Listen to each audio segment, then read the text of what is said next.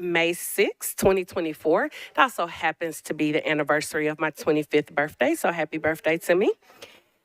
We do have a quorum here.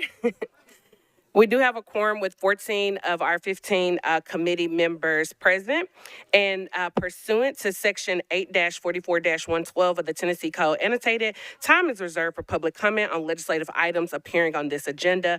Members of the public wishing to speak may sign up on the council committee sign-up sheet posted outside the room where the committee is scheduled to meet. Public comment sign-up for council committee meetings will end immediately before the meeting begins, and public comment is limited to 8 minutes total at council committee meetings, and each speaker is allowed up to 2 minutes to speak. I did read that because we have someone that signed up today. So we have Mr. Steve Ryder, who would like to speak on RS 2024-411, as well as RS 2024-412. And Mr. Ryder, you are recognized. Thank you, Madam Chair and members of the committee. I fully support the two resolutions that are before you today. I do have a concern that this is kind of like what we do a lot of these quick fixes rather than long-term planning for extremely low-income housing opportunities. And I think we really need to focus on planning, and we're just not doing enough of that. The Office of Homeless Services does not report to a board or commission. They essentially report to the mayor's office. And so it's really up to the mayor to come forward what his plan to address homelessness in this town. We've frankly had kicking the can down the road for many, many years, and homelessness is increasing. I know I've been up here, other people have addressed you and had some concerns. And there have been some people who have come up here from the administration and said, well, some people are misinformed, they don't know everything. Let me tell you the facts. And I want to tell you that I don't think I'm misinformed, and I'll tell you one fact, and that is that homelessness is increasing in this town, and not by a little bit, but by quite a bit. There's a lot of cries for help out there. The service providers are overwhelmed. They don't know what to do. And so I'm asking the mayor in a State of the City speech to come out there and address this issue, because the ball's in his court. You hear many times people come up here and saying, we're adding some new units over here, yay! That's only part of the equation. They're not telling you about the units that have been lost, like River Chase and all these other places. There's landlords that are not accepting Section 8. So guess what? You're actually losing housing opportunities for extremely low-income individuals. So that has to be addressed. I would like to see MDHA keep track of any sort of landlord that says we're not going to do Section 8 to give us a report so we can go and address that. We don't need another thing what happened at James Robertson and we had 100 people displaced just like that. Planning, and I'm emphasizing that we have to plan. Thank you so much. Appreciate it. Thank you so very much, Mr. Ryder. We do have some announcements before we go into the agenda, so I will go ahead and run those down.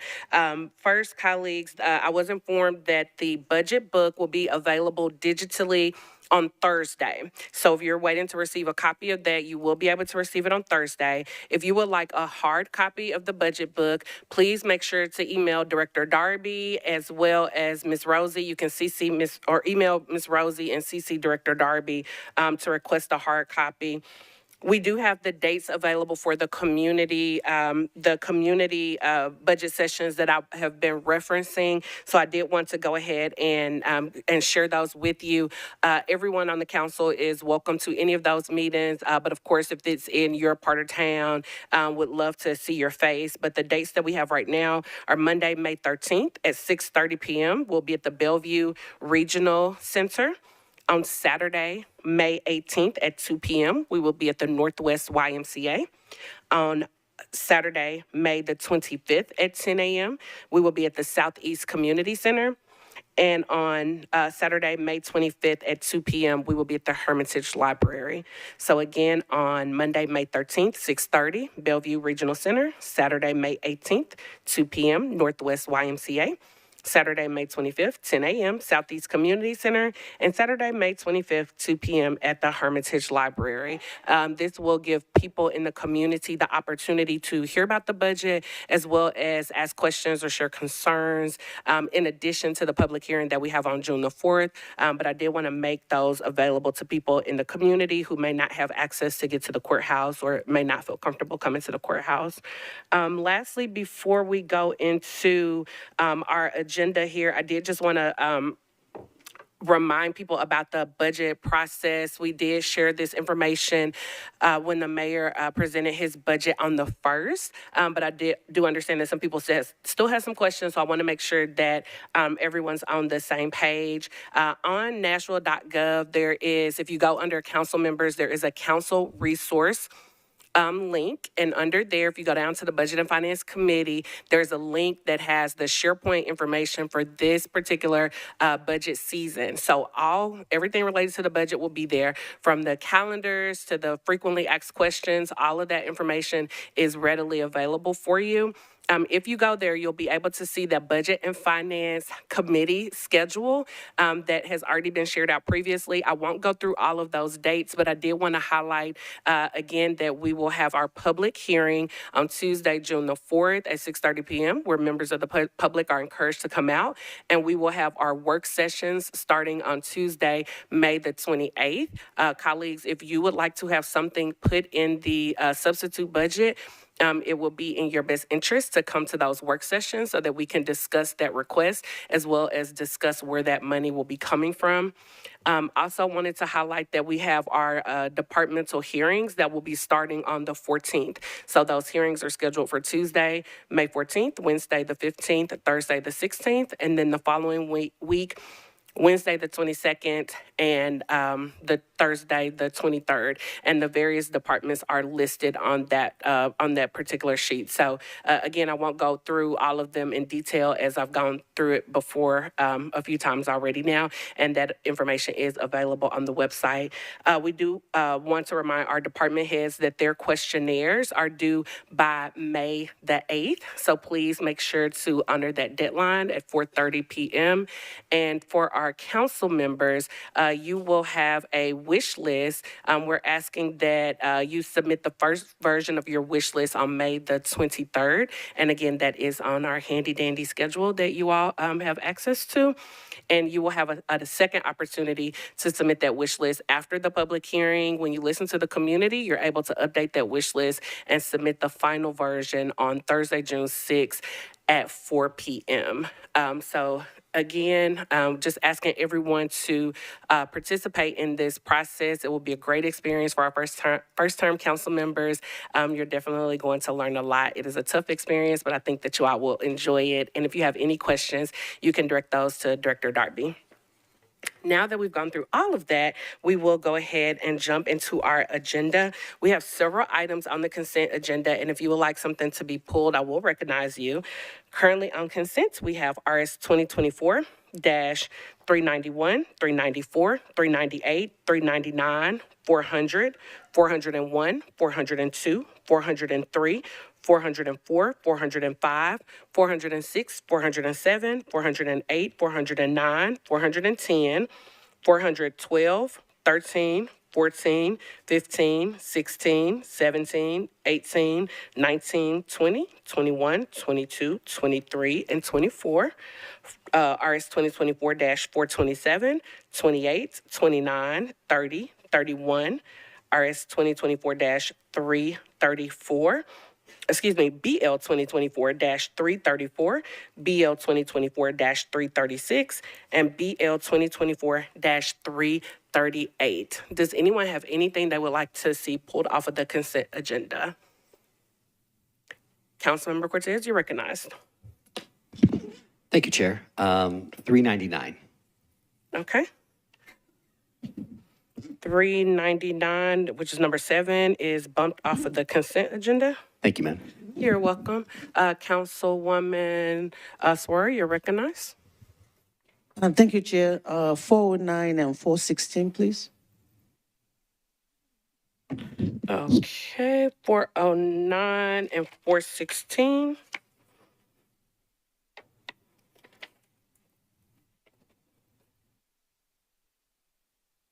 Those are both off the consent agenda. Councilwoman Allen, you're recognized. Thank you, Madam Chair. I'd like to remove these are resolutions RS 2024, 403, 12, and 28. Okay, 403, 412, 12, and 428. and 28.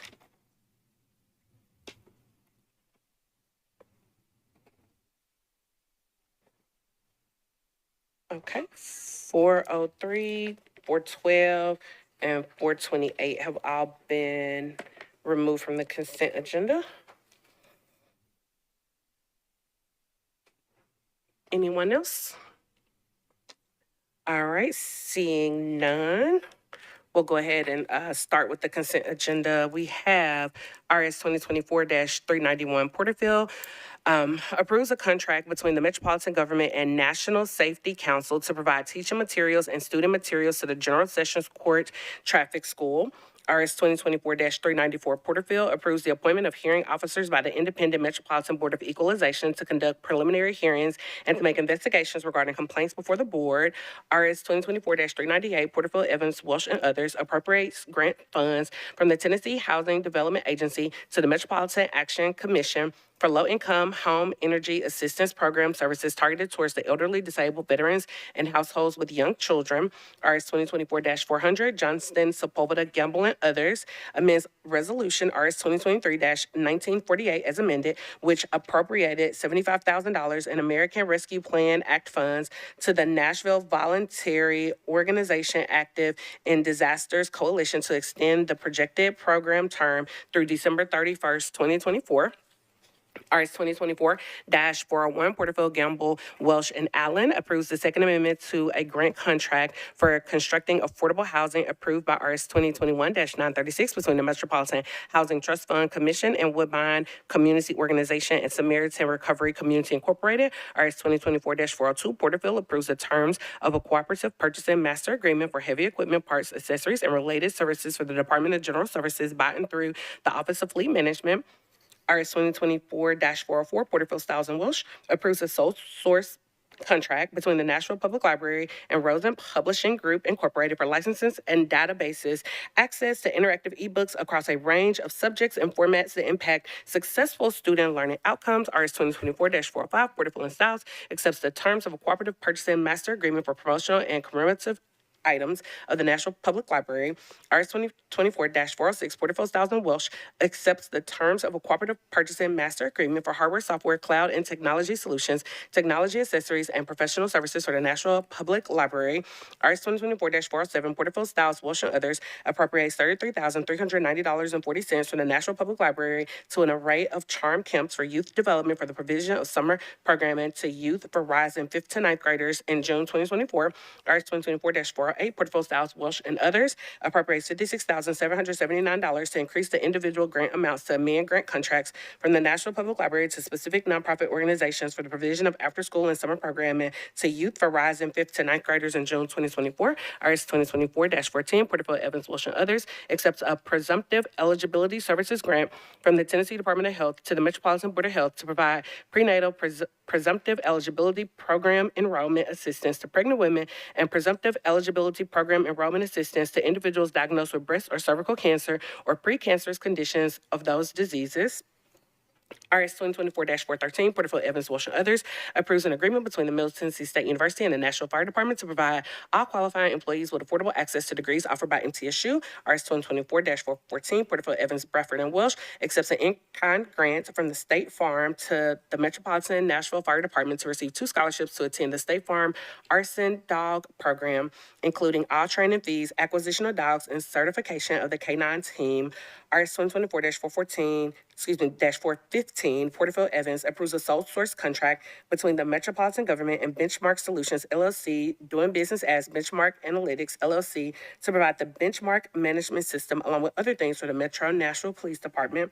RS 2024-416, Porterfield Evans approves the First Amendment to an agreement between the Metropolitan Government and Bold Cellmark Forensics Incorporated, doing business. Oh, excuse me, that one's not on consent. My apologies.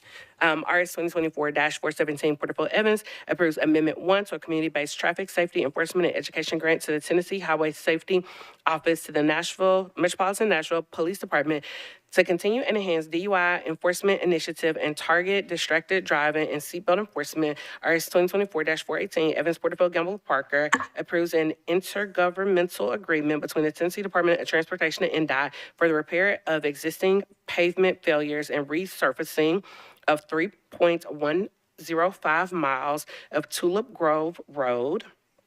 RS 2024-419, Kimbrough, Porterfield, Gamble, and Parker approves an intergovernmental agreement between the Tennessee Department of Transportation and NDOT for the repair of existing pavement failures and resurfacing of 1.251 miles of Coopertown Road. RS 2024-420, Porterfield, Gamble, Parker approves an intergovernmental agreement between the Tennessee Department of Transportation and NDOT for the repair of existing pavement failures and resurfacing of 4.831 miles of Burkett Road. RS 2024-421, Greg, Porterfield, Gamble, and Parker approves a third amendment to an intergovernmental agreement between the Tennessee Department of Transportation and NDOT for the acceptance of work in connection with the construction of a sidewalk on Lebanon Pike from McGavick Pike to Old Lebanon Pike. RS 2024-422, Toombs, Porterfield, Parker, and Welsh accepts a donation from Rock Nashville Properties LLC in the amount of $75,000 as a contribution towards infrastructure improvements at the Whites Creek Pike and Briley Parkway interchange. RS 2024-423, Porterfield, Parker accepts a transportation planning grant from the Tennessee Department of Transportation to NDOT for a safety evaluation study of State Route 45 over Hickory Boulevard. RS 2024-424, Porterfield, Parker, Hancock, and others approves an application for a climate pollution reduction grant from the U.S. Environmental Protection Agency to NDOT to develop and implement plans for reducing greenhouse gas emissions and other harmful air pollution. RS 2024-427, Porterfield authorizes the Metropolitan Department of Law to compromise and settle the personal injury claim of Robert Steger against the Metropolitan Government for $30,000, with said amount to be paid out of the Self-Insured Liability Fund. RS 2024-429, Porterfield, Parker, Allen approves a contract between the Metropolitan Government and Isaiah 58 Incorporated, doing business as Springback Mattress Recycling for the provision of mattress recycling. RS 2024-430, Porterfield, Parker accepts the terms of a cooperative purchasing master agreement for a suite of applications that allows integration of energy bills into one platform for the Department of Water and Sewage Services. RS 2024-431, Porterfield, Gamble, Parker approves a participation agreement between the Metropolitan Department of Water and Sewage Services and Nolensville Owner LLC, a subsidiary of Southern Land Company, to provide public sanitary sewer service improvements for Nolensville Owner LLC's proposed development as well as other existing properties in the area. Bills on second reading, BL 2024-334, Porterfield, Toombs, Styles, and others, adds Chapter 2.107 to the Metropolitan Code of Law to authorize the Farmers Market Board to adopt rules and regulations enabling sponsorships for events and programs put on by the Nashville Farmers Market. BL 2024-336, Porterfield, Toombs, Parker, and others, approves the service agreement between the Metropolitan Mayor's Office and the Electric Power Research Institute Incorporated for an accelerating resilience of the community through holistic engagement and use of renewables project to minimize the potential burden on local residents due to insufficient energy resilience related to extreme weather events. BL 2024-337, Toombs, Porterfield, Gamble, and others, approves an option agreement between the Metropolitan Government and Jason Oggs and James Brown, authorizing the purchase of certain properties owned by James Oggs and James Brown. And BL 2024-338, Vote Porterfield, Toombs, and others, authorizes the granting of permanent utility line easement to the Electric Power Board of Metropolitan Government and Fairgrounds Parcel C, LLC, on certain property owned by the Metropolitan Government, and authorizing Fairgrounds Parcel C, LLC, to construct, install, and maintain a secondary electrical underground encroachment at 445 Benton Avenue. Is there anything else that anyone would like to have pulled from the consent agenda?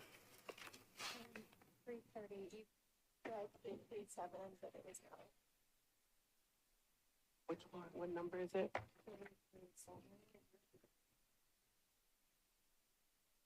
Number 40? I have it on consent on mine. Okay.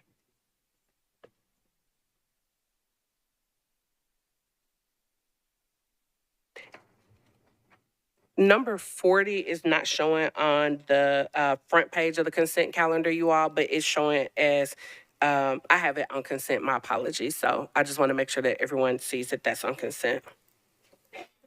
number 40. It was, I already read it. I'm sorry, BL 2024-337.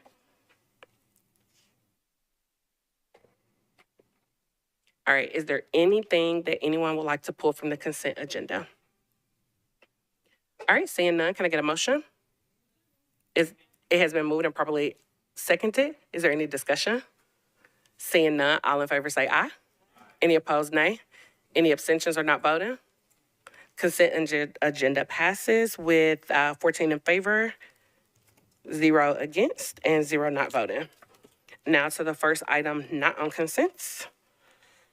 RS 2024-392, Porterfield Evans approves a contract by and between the Metropolitan Government and Rite of Passage Incorporated for operation and management services of the Davidson County Juvenile Detention Facility. Can I get a motion? It has been moved and properly seconded.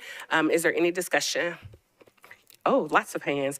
All right, first saw Councilmember Allen, followed by Councilmember Cortez, and then I believe it was Councilmember Kimbrough. So Councilmember Allen, you're recognized. My apologies, Webb. Councilmember Allen, you're recognized. Thank you, Madam Chair. I'm guessing I'm not sure who would answer this one, but since this is based on a per diem, my understanding is the more kids there are, the more they get paid. So I'm always disturbed when there's an incentive to have more people. So is there someone that can speak to what the incentives are to have great programming so that these kids are on good behavior and they get out of there? Excellent question. Thank you for asking that. Judge Callaway, you are recognized. Thank you. Thank you all for having me here.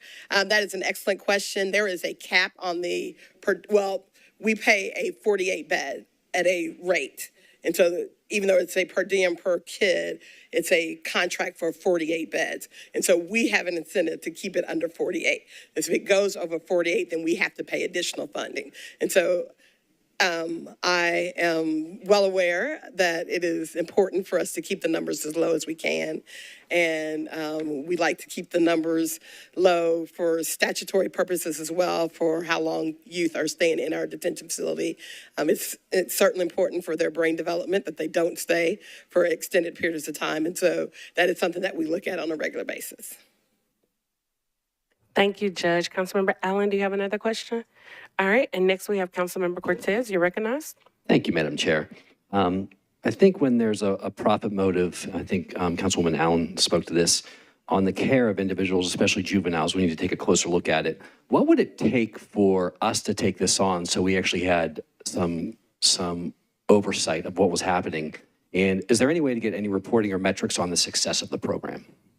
Thank you for that question, Councilmember Cortez. Judge Callaway, you're recognized. Yes. So for the first question, about 2 years ago, maybe it was about in 2020 when we were doing a new contract for our previous provider. There was also an opportunity for us to have the same conversation about what would it take for Metro to take over the running of the management. And so in the last budget cycle, you all were giving enough to give us money to do a study for that. We have contracted with Bree Robinson, who is actually here with us, with PYT, I think is the name of her company. But PTY company. She actually did the same type of study, her company did the same study with the sheriff's office when they were looking to move from CCA to go to run it by Metro. And so she is in the process now of conducting that study. It's a 9-month contract, and she's been in it for about 2 months now. And about 2 months. Oh, she said 3. I don't know where the time's going. The time's just going. But she is working with us now to kind of give us a cost analysis benefit, what it is, what would it take for us to do it if, and how we can do it if we decided eventually that's what needs to happen. Thank you. And is there any way to get reporting on the program that we could review and research? We can definitely get you some reporting, whatever metrics you want us to send, we can definitely send. We keep on a regular basis the number of youth that are there. If there's incident reports, we keep those incident reports. They keep, Metro Schools is actually in the school that runs the school. They contract with Chance Light, but they keep records of the schooling. They actually have plans for the youth, and they keep that information. I know that, like, if a youth's in front of me and looking to be transferred to the adult system, they have a packet of information I can say that's happening for that particular youth. But for facility-wise, whatever metrics that you would like for us to kind of keep a track of and give to you all, we can try and figure that out. Thank you, Judge. Thank you, Madam Chair. Thank you. Thank you, Judge Calloway. And Councilmember Cortez, if you could, once you come up with the metrics that you would like, if you could just email that to Director Darby, then she can get that over to Judge Calloway. Thank you. You're so welcome. And next in line, we have Councilmember Webb. You're recognized. My question is for Judge Calloway, too. Hello, nice to see you. Thanks Good for to coming see you by. again. Thank you. The audit that was performed, there is a current audit out there right now that they did February of '24. Was that on the previous person that had the contract or the rite of passage, or a little bit of both? That currently was a little bit of both, but it was mainly on rites of passage. It was a right now what's happening. I will say there were definitely some concerning things within that audit, and we've sat down with rites of passage. We are also working with an organization called CJJA, which stands for, okay, it'll come to me, but CJJA is the equivalent of the ACA for adults. It's for the same type of Council of Juvenile Justice Administrators. I got it. They provide the same kind of support and services nationwide for juvenile detention facilities, and so we are working with them as well. The number one things that were cited in the audit that were concerning were the incident reports and whether they were actually giving all the incident reports on time, because in the contract, there's a period of time that they have to, depending on the level of the incident, if it's a serious incident, it has to be immediately given to our contractor, and those things weren't happening. We've been working with them. We've kind of, with CJJA's help, have a better documentation thing that they can do quicker and to make sure that they're getting us the right information. There was also a concern with staffing. Now, I will say that that was a leftover thing that happened with the previous organization with YA. It really happened, it started happening after COVID, when YOA was running, the previous provider was running it. When COVID happened, a lot of people got displaced in jobs. And so when COVID was over, and well, I guess COVID's not ever really over, but when the emergency part of it, and you started committing more crimes and the numbers started going up, we didn't have enough staff. And that's one of the reasons that made them leave and not finish out their contract, because they weren't able to get the staffing levels that they needed to really properly manage. And so when ROP came in, it was a very low staffing level, and that was one of the things they had to really overcome, and they're still working to overcome it. We are at a better place now than we were back in 2020. We still have a ways to go. They are working to make sure that they're getting quality people to work with our youth, because it's not just about the numbers.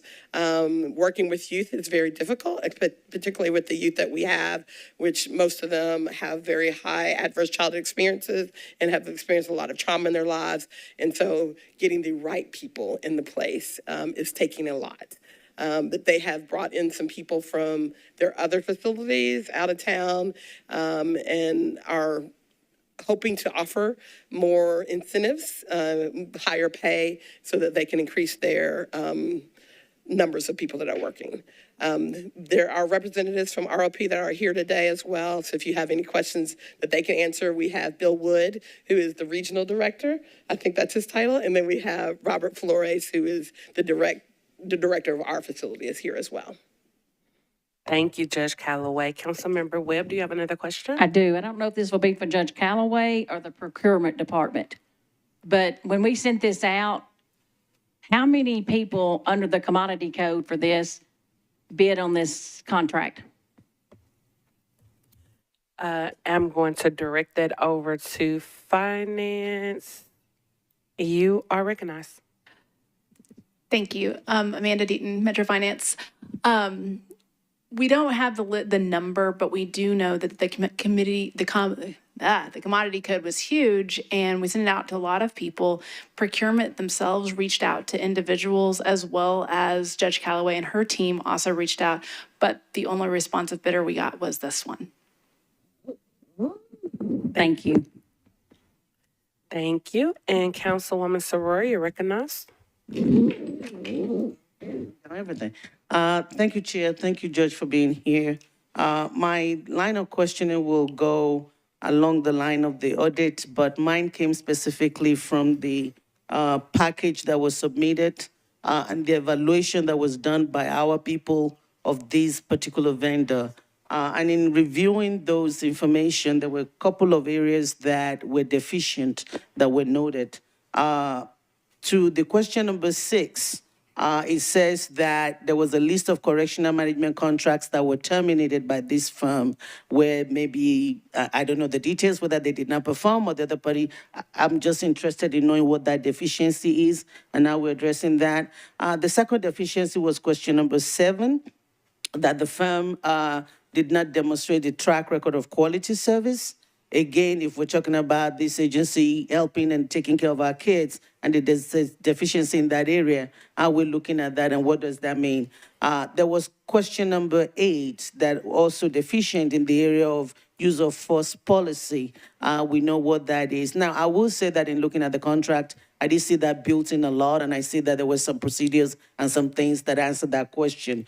So I don't know if all of that deficiency is being addressed in that contract, if there's anything else that we're looking at. And then 10, it says the firm's description of the security control and emergency plan, knowing that we had issue with juvenile being able to escape and all of that, that gives me pause if there's a deficiency in that area. And then the last thing that I also noted was that as I was looking at the contract, when you talk about kids in facility and you're talking about sexual abuse, right? I see a lot of things put in that contract with regards to the employees that work there in terms of the screening and the training and everything. But I also noted that there's a section for volunteers. I did not see the same level of detail being required of the volunteers in terms of knowing whether they were on the sexual offense registry and things like that. So they're the only bidder, but what responsibility do we have to make sure that whoever we're going to use at the end of the day to be able to take care of our kids, that these deficiencies, especially these questions noted in the evaluation, has been addressed? Judge Calloway, you're recognized. All right, thank you. Thank you for those questions. I will say, as part of the RFQ process, there was an evaluation that our staff gathered together, read through the RFQ and valued things. And so there were some points that we assessed or values that we decided that there were some point deductions on certain things. So for the number 6 question that you asked about the firm's correctional management contracts terminated, they had self-reported that there was a contract that a management contract that they terminated in 2018. I don't know the basis of why they terminated that contract, if it was them terminating or if it was the facility that terminated their services. But that was one that we did, based on that, we did decide to give them some deductions and pointage in that. And then there was a later one in 2023, in August 23, and I'm not sure exactly there was an article about a facility that they ran in Cincinnati as well that we also included in our evaluation that was terminated as well. For the number 7 question about their track record of quality service, and I will say that they have been very open with us and having conversations and meetings about the deficiencies. And they did, when they walked in, it was a difficult situation based on what YOA had left behind. But some of the things that we are hoping, or we know that we're putting in the contract that we need to make sure that we're overcoming, are some of the things that we believe that they should be doing, such as positive behavioral interventions, which is really big in the juvenile justice world. Instead of using punitive things like isolation or things like that, it's so much better for brain development and for the youth to have positive behavioral behavioral interventions. And so we're working with them on making sure that that is one of the things that they're doing, making sure that their training standards are at a level that is appropriate for the youth that we serve. Again, we also thought that the use of force policy that they submitted was vague, and that's been worked out and improved since the RFQ period, and then as well as the staffing levels and the consistency with staffing. That's one we are constantly still working on. We're not exactly where we need to be every day. I think we're good now because we're like at 30 youth that are 35, I think, that were there last night, which is a great number, but we're still having to work on consistency of staffing. And so those were some of the things that we had trouble with. And then, again, for the use of policy for us, I think we have worked with that to improve that and to make sure that that is at a level. And as to the sex offense for the volunteers, all volunteers do have to go through a process of a background check to make sure before they can volunteer. And so those are vetted as well. Councilwoman Sawyer, you recognize? Thank you. And I'm glad that, those deficiencies were recognized by us and we were able to walk that through the contract process. So this question will be for finance, or maybe even you, Doctor, okay, that works too, Judge Callaway, is that in the sense that there were termination by this vendor with other contracts before, not knowing whether they terminated or the other person terminated, and this is the only group that actually bid on this, do we have any protection against lack of performance or anything that would open us for liability, or where there's a cessation of performance somewhere down the road? Finance, you're recognized.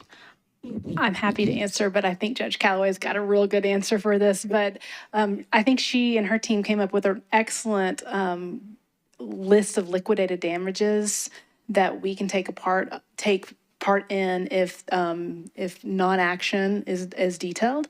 And I think she can actually go into detail and tell you what happens if she'd like. Judge Callaway, you're recognized. Yes, so we did put in the actual contract that if there are certain deficiencies in the operations, that consistent things, and we were not as specific. We had that same kind of clause with the YLA contract, and it wasn't as specific as we needed to really enforce as well. So we learned a lesson from that, and we made it more specific. Like if we give you a notice of a breach of this happening, and it happens again, then we can liquidate damages, and it tells the amount that we can do and how much we can get and how we can do it. And so we learned a lesson from the last contract that we had about that, and we want to make sure that they understand that there is a monetary condition if you don't cooperate and don't do the things that you're going to do, that we are going to be after the money to cover that until you get it corrected. We learned, we made a mistake the last time and didn't do it well, and so we're learning to do things better. Thank you, Judge Callaway. Councilmember Huffman, you're recognized. Thank you, Chair. Thank you, Judge Callaway, for coming out. I just had a couple, I know you're trying to figure out who's talking, right? Yeah, who's talking to me? Just a couple of quick questions. So I represent the 14th District, so Donaldson, Hermitage area.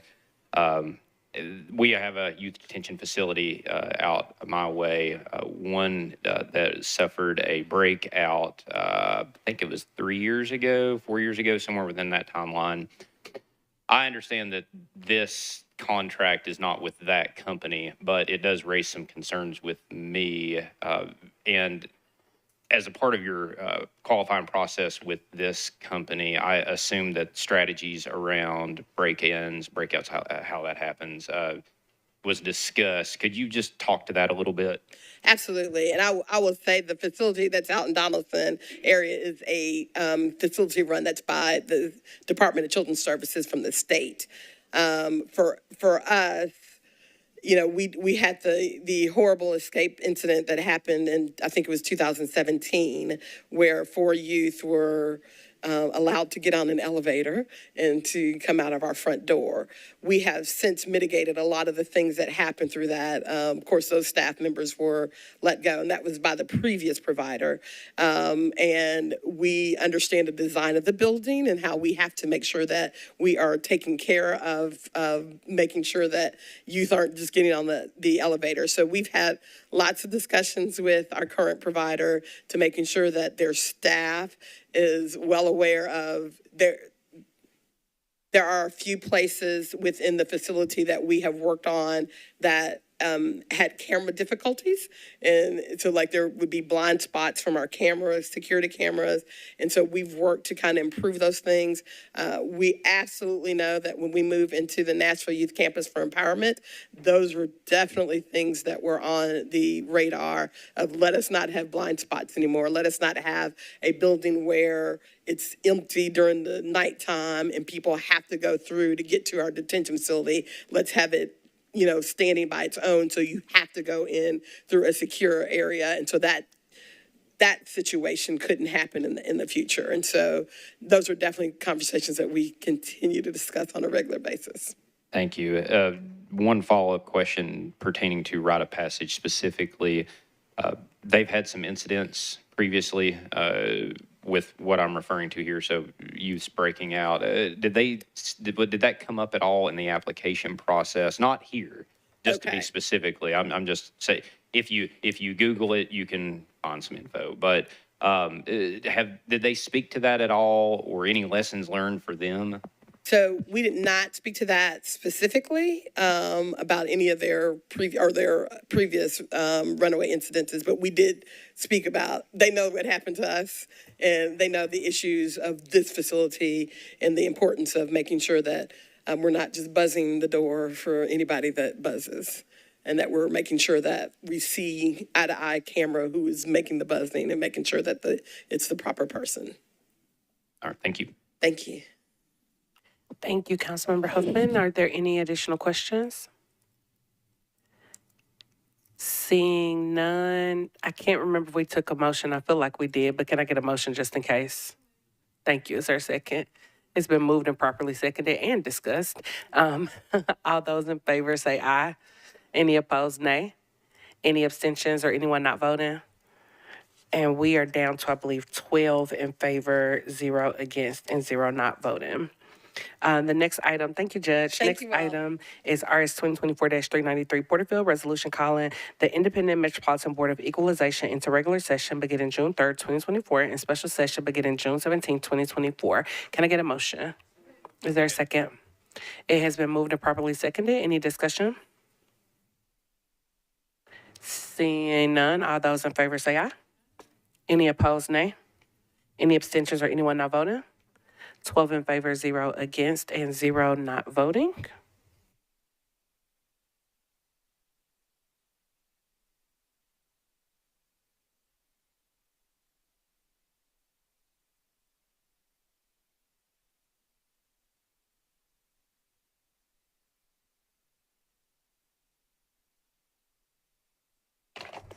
All right, the next item on the agenda is RS 2024-397 Porterfield, accepts the terms of a cooperative purchase and master agreement for executive search and direct permanent placement services for the Metropolitan Action Commission. Can I get a motion?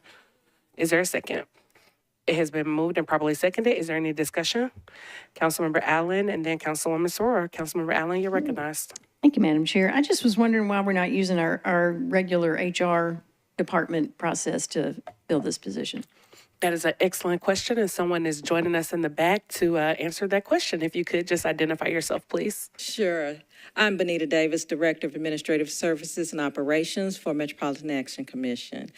We are not going through that process due to the process that the board uses to select the executive director. Unfortunately, after almost 24 years, our executive director, Cynthia Kroom, is retiring. Our Board of Commissioners elected to do a national search due to the complexity of the services and programs that are offered by Metropolitan Action Commission. And we do that through our executive committee. The executive committee of the board reached out to Metro Procurement in hopes of there being already some firms identified on their vendor list. And there were two presented. Of those two, one was selected. It was part of a cooperative agreement with a consortium that Metro is already involved in. It was vetted through Metro Legal, and we are now asking for permission to move forward with that particular selection. Once that is approved, then the board will move forward with selection and then the appointment by the mayor. Thank you so much, Councilmember Allen. Do you have a follow-up question? All right, thank you. Councilwoman Soroya, you're recognized. Thank you, Chair. I think a part of it is answered, but when I was looking at it, my concern, and I know it's a cooperative agreement, we're couple one, I say that this is a cooperative agreement used by a college, by an institution, and I was wondering, are there no cooperative agreement by government entity that are looking for individuals? That was one. The second thing that I noticed also was that the cooperative agreement focused more on technology, on IT search. And this position is not IT related. And so I was wondering, why did we go with that particular company and not another? And then the last question that I have, which will be, and this is very important, one of the reasons why I flagged it was that we know recently what happened with the library executive director search and how an organization or company went and gave them a lot of candidates. At the end of the day, the board did not like any of the people that this group chose. So if we're going with an entity that is more in line with colleges instead of government, or that does IT instead of executive in this position, then how are we going to make sure that what we get is what we really want? And then the last question, and you can take it or finance can take it, is that in looking at the paperwork in details, there's no way that it tells me how much the cost is to Metro.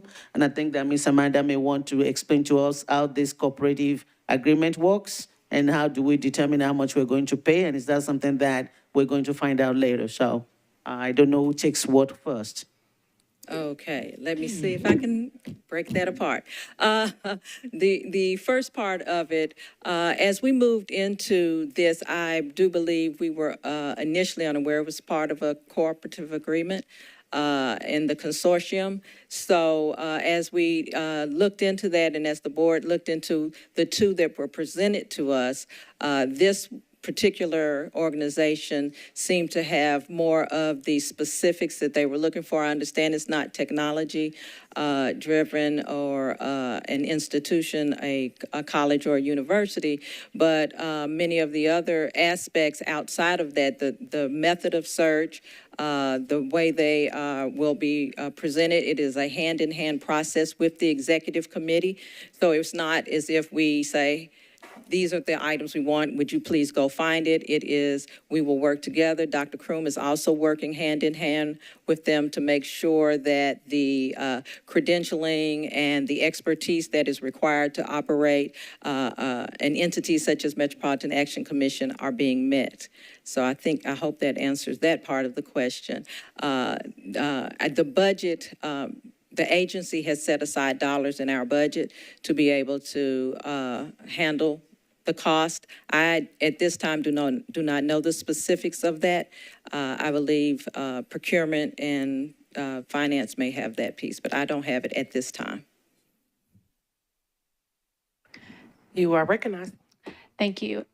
So one of the ways cooperative agreements get brought to this group is a department would ask for a cooperative, and we look at it in the consortium and see if it works within our rules and regulations. And as a part of that, we actually typically do not ask for the value at that time until we actually get past the making sure council is comfortable with it, and then we develop that contract. And so we will actually, that knowledge will actually become known to us soon, and we can follow up. Councilwoman Soroya, you recognized. Thank you. Follow up. So at the point where we're saying it's okay to use this cooperative agreement, at the point where we now know the value, does that come back to council or it doesn't? It does not. So that's something we can need talk to about look it, at. All right, thank you. And speaking of looking at that, Councilwoman Soror will be leading the procurement work group. And she did want the body to know that those work group sessions will start after the budget process. So if you're interested in serving on that work group, please reach out to Director Darby. Do we have any other questions? Councilwoman Evans, you're recognized. Thank you. I think Councilwoman Suara got a lot of the things that were on my mind too. And I would love for this to be part of the procurement conversation because I think the thing that I'm still a little unclear about is really around if the candidates, if this organization comes back with candidates that we do not end up picking, how does that work on the contracting side? Do we get a refund or and I'm sorry, the Wi-Fi is too slow and I can't even open the agreement in here, but do we get a refund? Some of the details around that piece. So if we end up in a position where there's potentially an interim serving, that kind of thing, unfortunately, like libraries, have we expended money on something that we're never going to be able to get back? So I may have missed that in the contract part.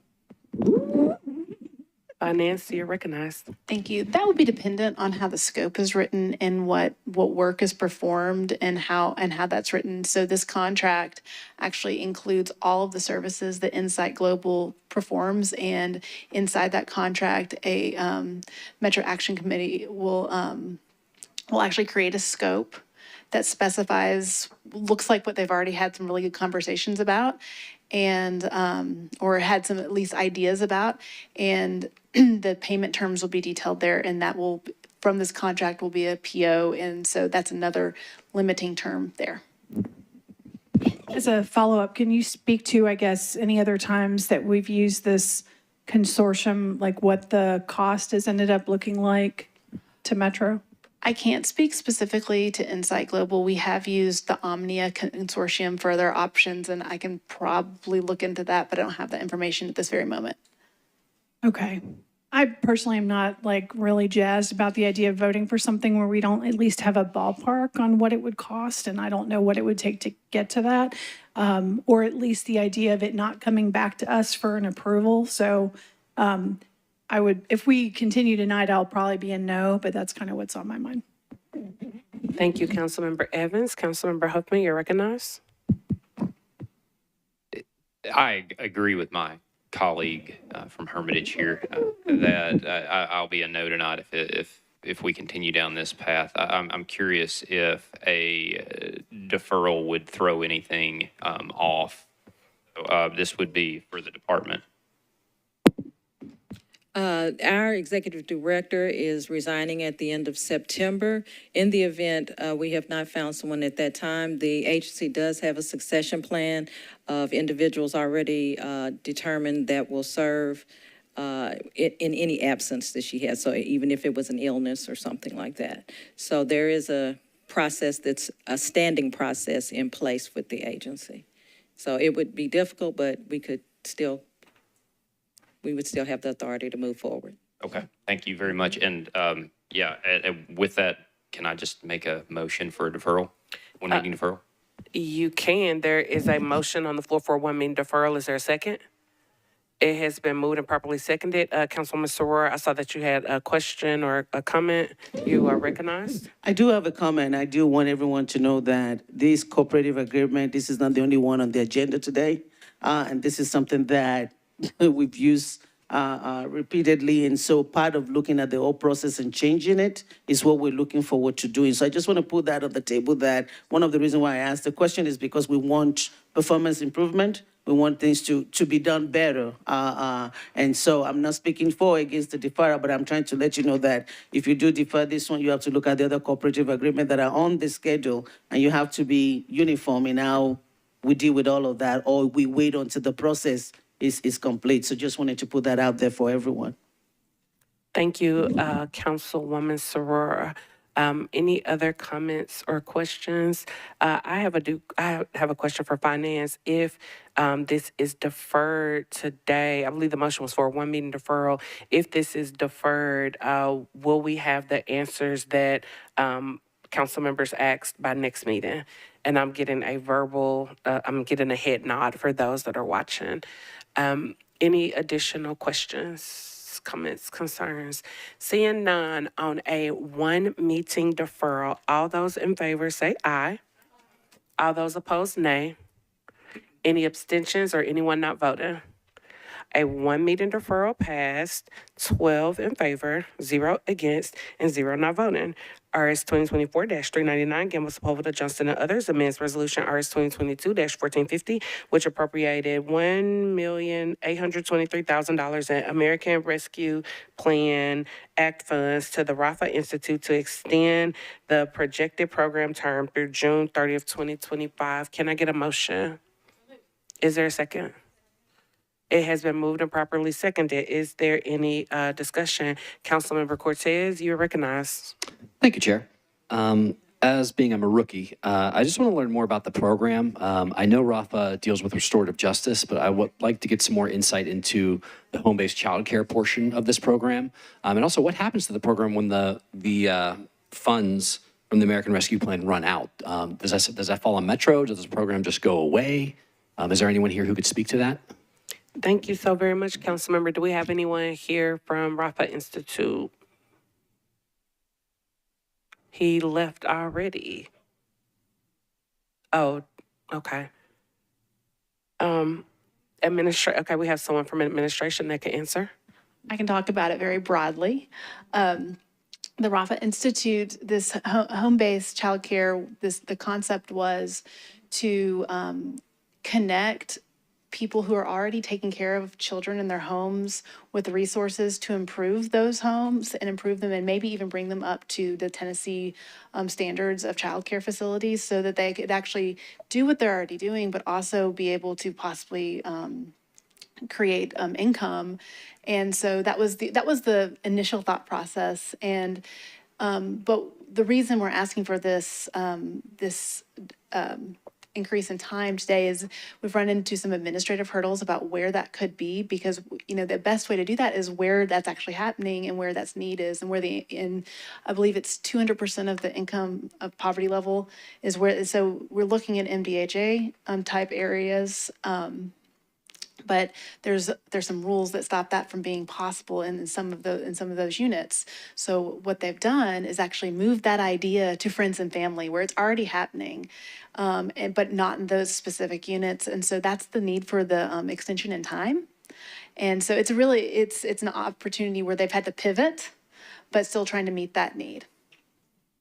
Councilmember Cortez, you recognize? Thank you, Chair. Have they seen success thus far with the movement they made? They're meeting their targets, and I don't know a lot more about that because I don't have the reports in front of me, but I did ask that question of, are they meeting the performance indicators that were detailed in the grant? And they are on track to meet those targets. Is there a way we can get access to those metrics and those performance? I'm sure we can records? provide something, sure. Thank you. Thank you, Mr. Cortez. Councilmember Allen, I believe, was next. Thank you. I was going to say, when this came up the first time, we were really excited about the model of allowing people in Casey homes to both create an income stream for them as well as an opportunity for fellow residents to work, and also to change it from just babysitting to great early childhood education. So the concept is phenomenal. If there's any way we could get the reports by tomorrow so we could not slow this down, that would be great. Finance? I'm not so sure. We'll work our very, very hardest, okay. But also I think that same concept is happening and the targets are being met. It's just not being met in Casey homes. Gotcha. It's being met around Casey homes. Can you explain our targets, number of kids served, or? Yes, something in that. And I don't want to be very specific because I haven't read all of them. Gotcha, fair enough. Yeah. Okay, well, whatever we can get tomorrow would be great. Thank you.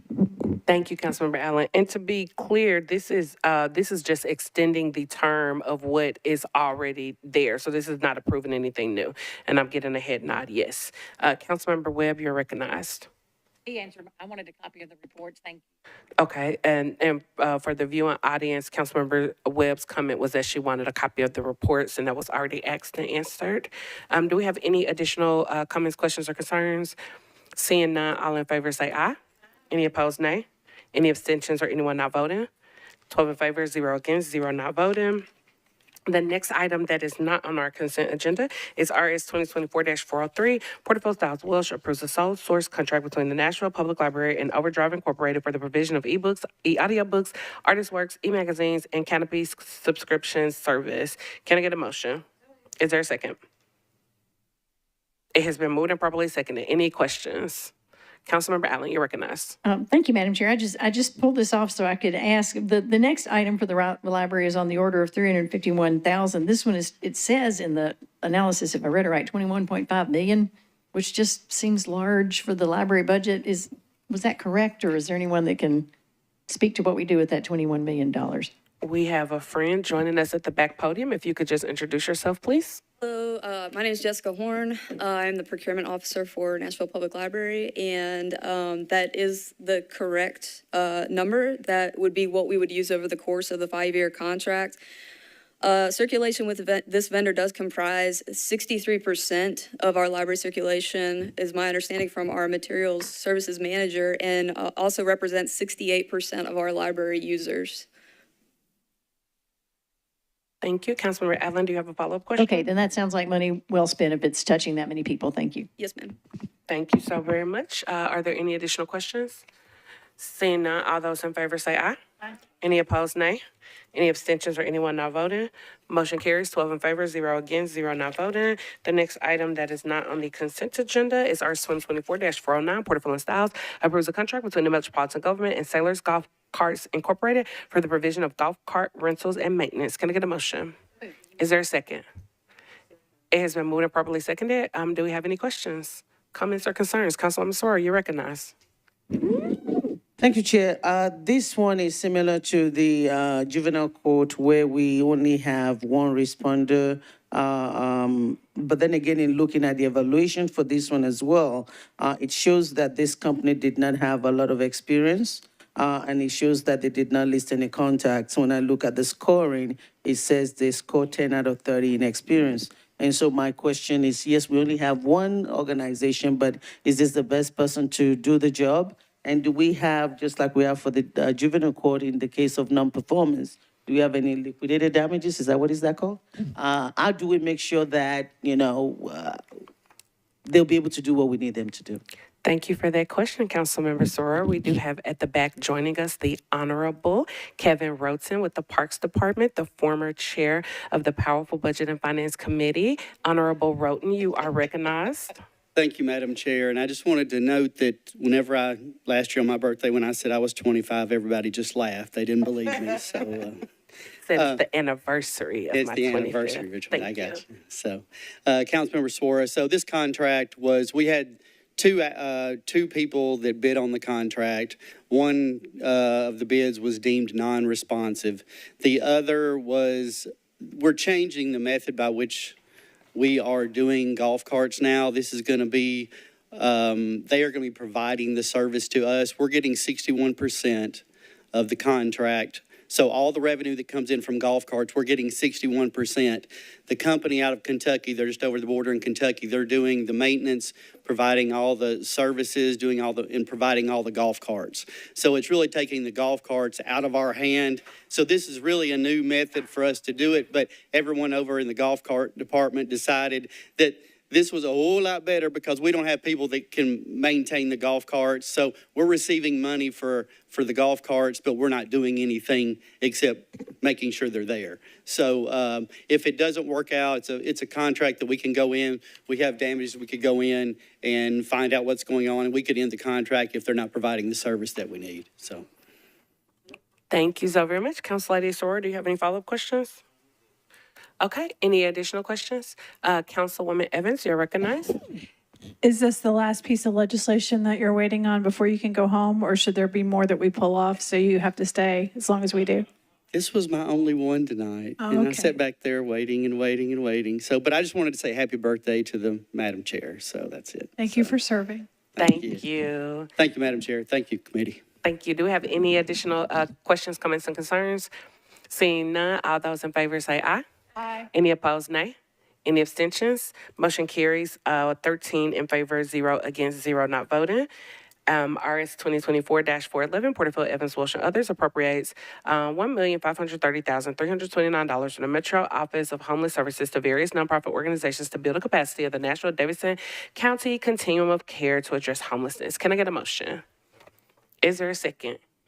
It has been moved and properly seconded. Do we have any questions, comments, or concerns? Any discussion?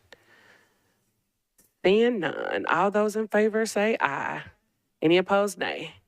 Anyone not voting or abstaining? Motion carries 13 in favor, 0 against, 0 not voting. Next item on the agenda, RS 2024-412, Porterfield, Evans, Walsh, and others appropriates $436,400 from the Metro Office of Homeless Services to Safe Haven Family Shelter for the provision of hotel rooms across the Nashville area for emergency alternative shelter for families with minor children. Can I get a motion? Is there a second? It has been moved and properly seconded. Is there any discussion? Seeing none, all those in favor say aye. Any opposed, nay. Any abstentions or anyone not voting?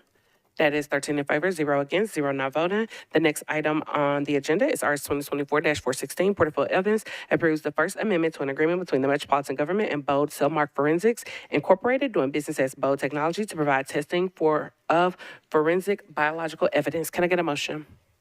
Is there a second? It has been moved and properly seconded. Any discussion?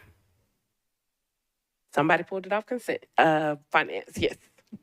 Council member Suara left and she asked me to ask a question. Left for good, or she coming back? She left for good. Oh, okay. Well, if you could ask and answer this question for me. Okay, if you can ask yourself the question, then you'll be recognized to answer it.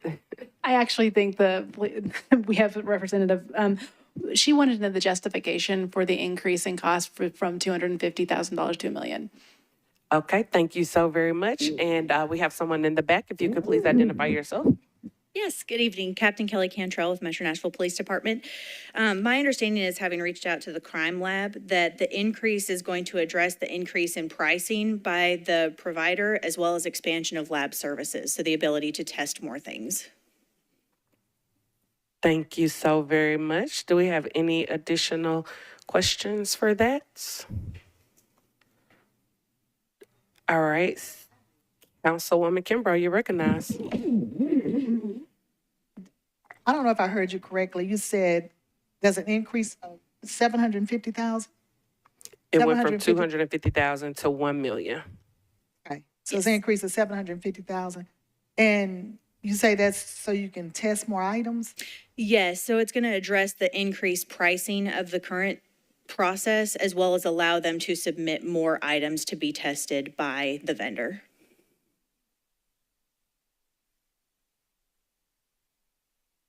Do they not all get tested now?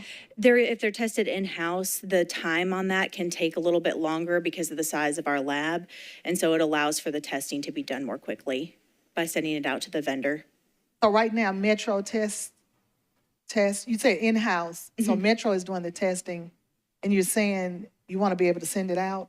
We do both, depending on the circumstances. You do both now?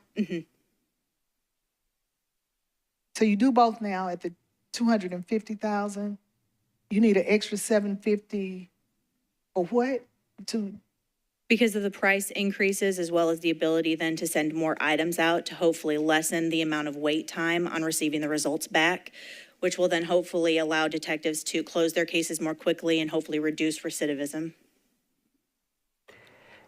Is it like I didn't look at it. Is it like itemized or something in there? So let me do this, Councilmember okay. Kimbrough. I think I'm reading your mind a little bit, so I'm going to ask a couple of questions, and then I'll come back to you if you have additional questions. Does that sound good? Yes, Madam Chair. Okay. Can you tell us how much more quickly these items will be able to be tested?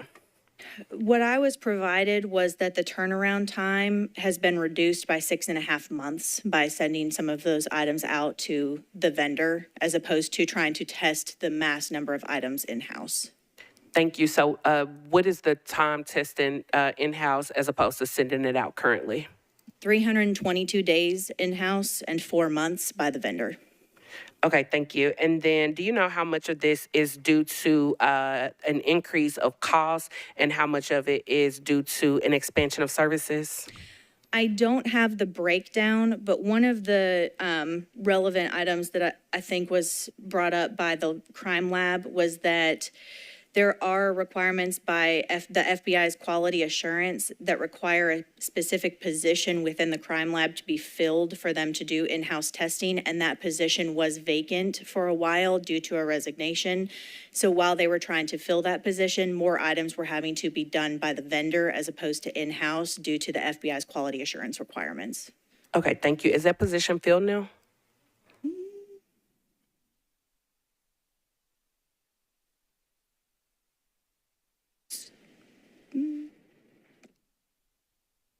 I believe so. The position was vacated in 2022 through the first half of 2023. Okay, thank you. And then I just have one more question. How many more things are able to be tested for now? I think our focus is going to primarily be on DNA testing from shell casings as a result of shootings. Okay, thank you. Councilmember Kimbrough, do you have some more questions? I think so. I'm just wondering because my primary, I guess, way of making a living prior to this was as a criminal defense attorney. And I've never, like in my experience getting ready for trial and those sorts of things, I've never noticed, and I mean, I guess it's a compliment to you all, that there was a delay in having tests done, ballistics done, DNA, any of that forensic stuff. I've never noticed a delay. Maybe in DUI, sometimes the testing for the blood alcohol might take a minute. But as far as some of the things you mentioned, I've never, ever, ever had a delay. So I'm just puzzled about this 750, unless it's something else I don't know. I'm just concerned about this increase of $750,000. And you're saying that, I'm just wondering, what more can you do? Like, you're saying this is for like ballistics testing? Is that what you're saying? And shell case testing, that sort of thing? That would be our hope, to expand to sending some of the DNA testing of those shell casings out to the vendor. But I think the overall desire is to lessen the turnaround rate even more so than it is now, as well as then dealing with the increases in pricing that have been happening throughout every. So like a raw number wise, like just say, does this mean like now, for example, our testing is at a raw number of, let's say 10,000, and this is going to allow us to increase. I'm just wondering, raw number wise, what are you expecting? I do not have any raw numbers. The crime lab just provided me the basic information as far as what their desire is to be able to do with the increase. So now Metro would test, and then also an outside agency would test. It allows for the option to do either one. Okay. All right. Thank you. You're welcome. Did you have any other questions, Councilmember Kimbrough? No. Okay. Any other questions? All right, seeing none. All those in favor say aye. Any opposed say nay. Anyone not voting? Chair is not voting. So we're going to, I believe we have 12 people in right now. 1, 2, 3, 4, 5, 6, 7, 13. So we have 11 in favor, 1 against, and 1 not voting. All right, the next item on our agenda.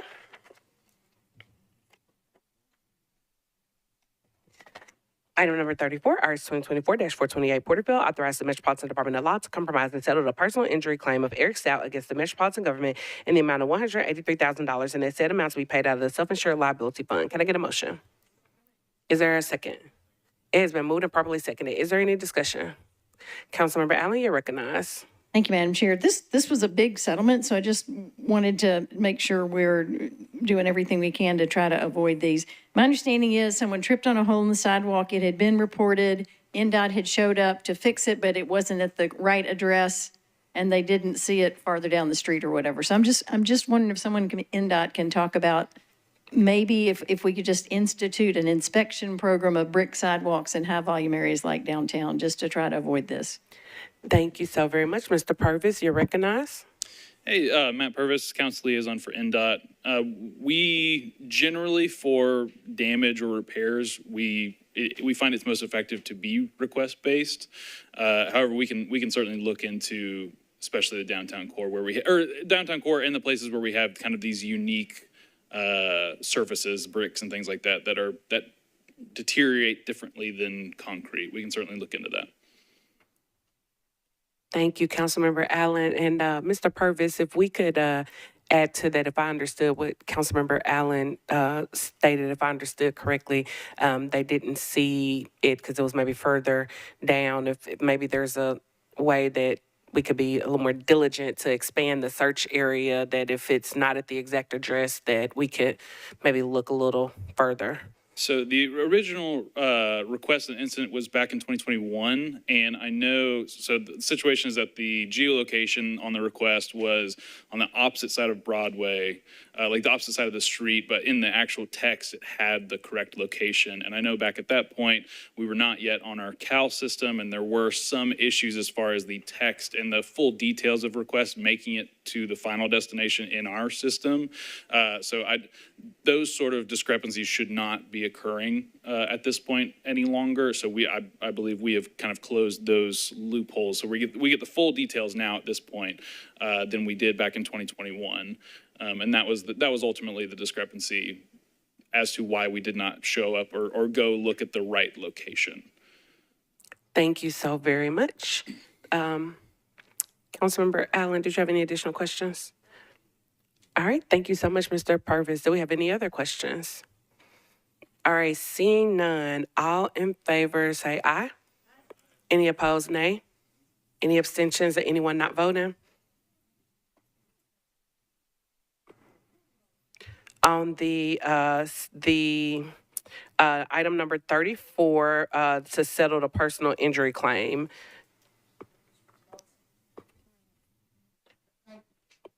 All righty, and I want to get the count again real quick. 1, 2, 3, 4, 5, 6, 7, 8, 9, 10.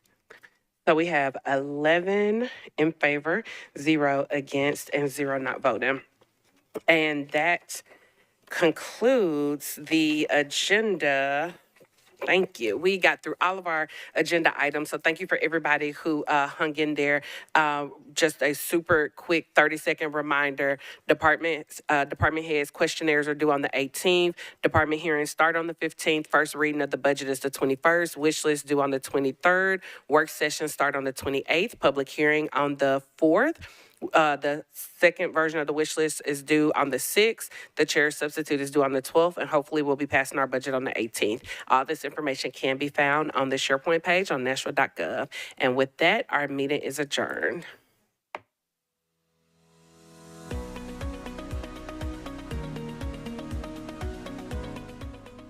This has been a service of the Metro Nashville Network. If you would like to see this presentation again, or for more information on this and other programs, visit nashville.gov.